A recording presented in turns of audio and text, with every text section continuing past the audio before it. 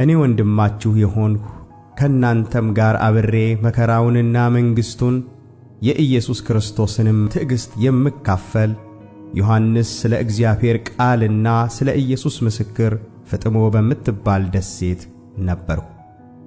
በጌታ ቀን በመንፈስ ነበርሁ። በኋላይም የመለከትን ድምፅ የሚመስል ታላቅ ድምፅ ሰማሁ። ከዚያ በኋላም አየሁ፣ እነሆም በሰማይ የተከፈተ ደጅ እንደ መለከትም ሆኖ ሲናገረኝ የሰማሁትን ፊተኛውን ድምፅ ወደዚህ ውጣና ከዚህ በኋላ ሊሆን የሚያስፈልገውን ነገር አሳይሃለሁ አለ። ወዲያው በመንፈስ ነበርሁ።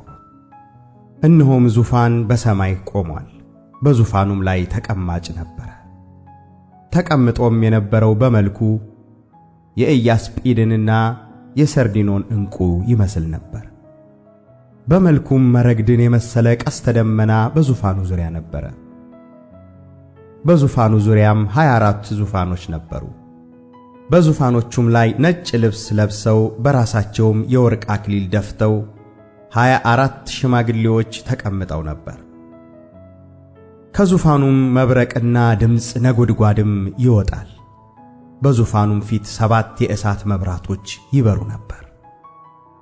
እነርሱም 7ቱ የእግዚአብሔር መናፍስት ናቸው። በዙፋኑም ፊት ብርሌ የሚመስል የብርጭቆ ባሕር ነበረ። በዙፋኑም መካከል በዙፋኑም ዙሪያ በፊትና በኋላ ዓይኖች የሞሏቸው 4 እንስሶች ነበሩ።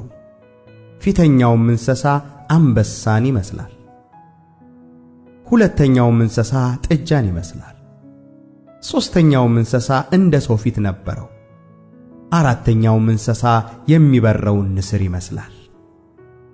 4ቱም እንስሶች እያንዳንዳቸው 6 ክንፎች አሏቸው።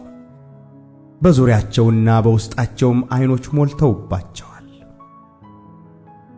ቅዱስ ቅዱስ ቅዱስ የነበረውና ያለው የሚመጣውም ሁሉንም የሚገዛ ጌታ አምላክ እያሉ ቀንና ሌሊት አያርፉም።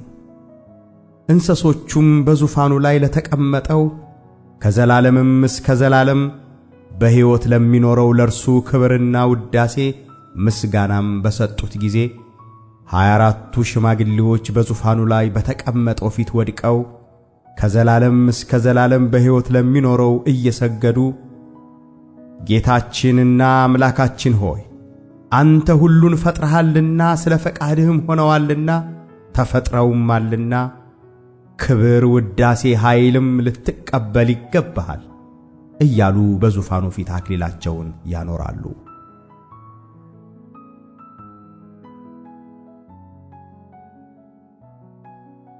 አሁን በሰማችሁት የእግዚአብሔር ቃል ለተባረካችሁ እናምናለን።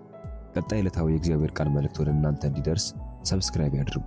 እንዲሁም ሼርና ላይክ በማድረግ በእግዚአብሔር መንግሥት ግንባታ ላይ አብረውን ይስሩ። እናመሰግናለን።